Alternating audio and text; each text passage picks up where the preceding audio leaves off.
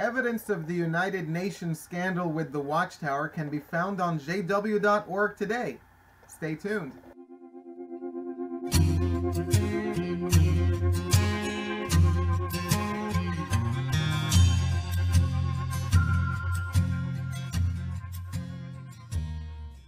A friend of mine that I've had for many years began shunning me, and also contacted a lot of other friends I had from the previous congregation, and they began shunning me, all because I asked him in private about this: the Watchtower's affiliation with the United Nations. Now, I know this has been reported on by many already, and they've done a great job, and I'll leave a few links in the description for Snarky Apologist and a couple others that really did a great job of explaining this. But we're going to look into a few other things and details about this. Now, we know exactly how the Watchtower explains the United Nations and how they would like us to feel about the United Nations.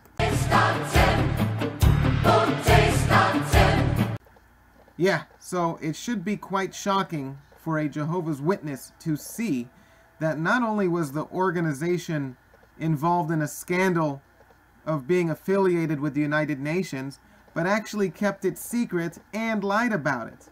But I'm going to be reporting on something different. The loose ends that the Watchtower still has at jw.org that proves that this scandal was indeed true.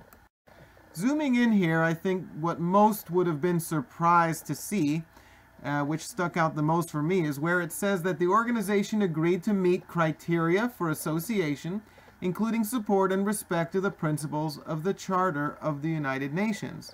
Now, I'm going to look at the more curious part of it, the B part, that is, that the organization was to conduct effective information programs with its constituents, us, Jehovah's Witnesses, and to a broader audience about UN activities.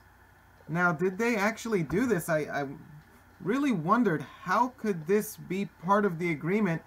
Does the UN not know what the Watchtower said about them? And how could the Watchtower sneak good, effective information programs about the United Nations?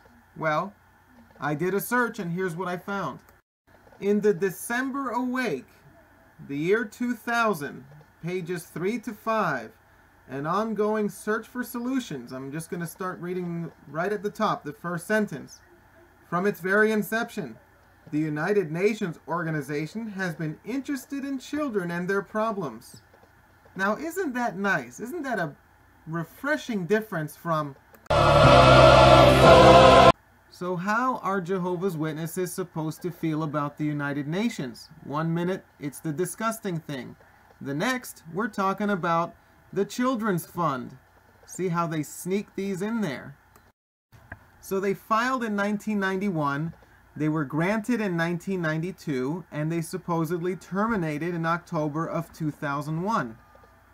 And if you look at the top left on the two articles I brought up, shows the date of the year 2000, which is an exact match of when they promised, according to the agreement, to write good things to its constituents. So this is a question to any of my viewers that might be Jehovah's Witnesses. Put in a comment, let me know how you feel. You can talk to me. I've not been done away with yet. I'm still technically a Jehovah's Witness, and I don't really want to be done away with necessarily. I know that the elders have subscribed to me. Take a look here. I don't want my friends and family to have to shun me because of what I found out. I don't think that's scriptural, and I'd love to have you guys come over and I can show you what I learned doctrinally from the King James Bible. Just throwing it out there. Well, it is what it is. Like I said, Jehovah's Witnesses, please put in your comments. Let me know how you feel about this. And whatever happens, happens. We all have to look at ourselves in the mirror when we wake up in the morning. Please like and subscribe and share these videos. I have many videos brewing as we speak. Until next time, I'm Son of Thunder, keeping watch for you.